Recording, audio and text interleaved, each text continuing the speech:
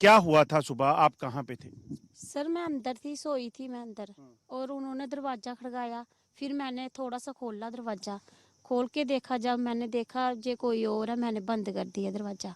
अच्छा, फिर क्या किया आपने? सर फिर मैंने भैया को फ़ोन किया, भैया और भाभी आ गए इतनी देर क्या में। बताया उनको आपने?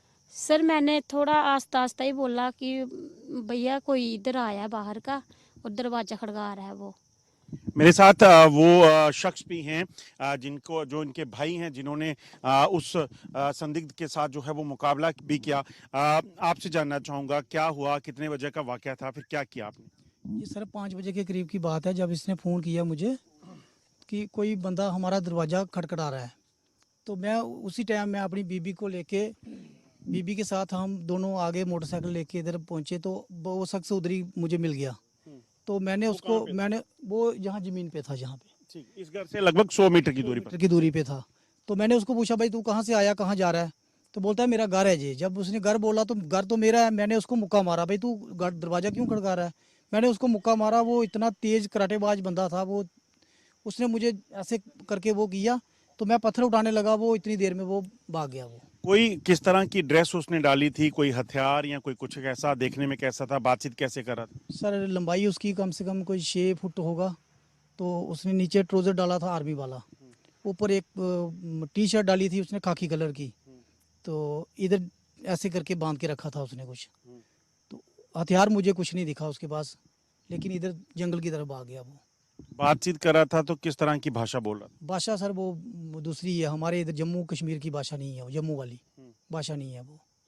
तो बस इतना ही बोला उसने, यहाँ मेरा घर है। हाँ, ये बोला कि मेरा घर है। तो जब मैंने उसको मुक्का मारा, उसने ये बोला हट। बस इतनी बातचीत हुई है। इतनी देर में वो भाग गया। भागने की इतनी ज़्यादा स्पीड थी उसकी कि मेरे पत्थर उठाते वो, मतलब कि इतना बड़ा खेत है, ये वो पार कर गया वो। तो उसके बाद आपने क्या किया?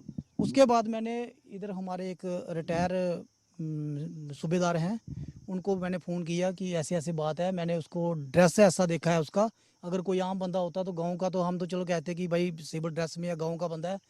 वो बंदा यूनिफॉर्म में है, आर्मी की यूनिफॉर्म में। और उसकी यूनिफॉर्म भी इतनी मतलब गंदी थी कि मुझे नहीं लगता कि वो आर्मी का जवान था। तो फिर फिर उसके बाद फौज आ गई?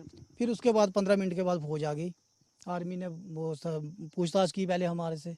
फिर हमने बताया भाई ऐसे ऐसे भागा है। फिर उन्होंने सर्च ऑपरेशन चलाया काफ़ी। 2-3 CO भी आए हुए थे इधर। उन्होंने काफ़ी जवान आए थे, उन्होंने पूरा सर्च ऑपरेशन किया है उधर।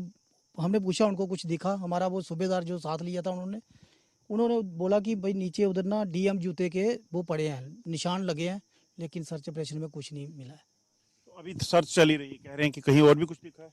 वो 7 बजे, ये 5:30 बजे की बात है। 7 बजे हमारा इधर गांव के नीचे इधर वो पड़ता है कोरजगीर, उधर भी किसी बंदे ने देखा जंगल में। तो उन्होंने भी फ़ोन किया, वो सर्च ऑपरेशन फिर इधर से उधर भी चला। अब इस चीज को सोचिए कि पिछले कुछ दिनों में लगातार जम्मू में आतंकी गतिविधियां तेज हुई हैं। डोडा में अभी भी मुठभेड़ जो है वो चल रही है। इसी तरह से रियासी हो, कठुआ हो, पुंछ राजौरी का इलाका हो, नौशहरा का हो, यहाँ पर इसी तरह से आतंकियों के देखे जाने की खबरें आ रही हैं।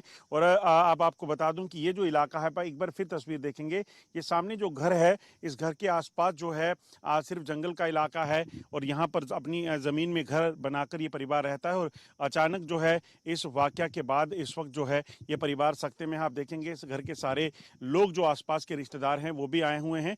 और अब इस चीज़ को लेकर चिंता है कि अगर इस इलाके में भी कोई संदिग्ध या आतंकी हैं तो इन लोगों के लिए काफ़ी बड़ा चुनौती भरा जो है वो रहने वाला है। इसीलिए प्रशासन जो है अब इसे गंभीरता से ले रहा है। पूरे इलाके में इस वक्त तलाशी अभियान तेज किया गया है।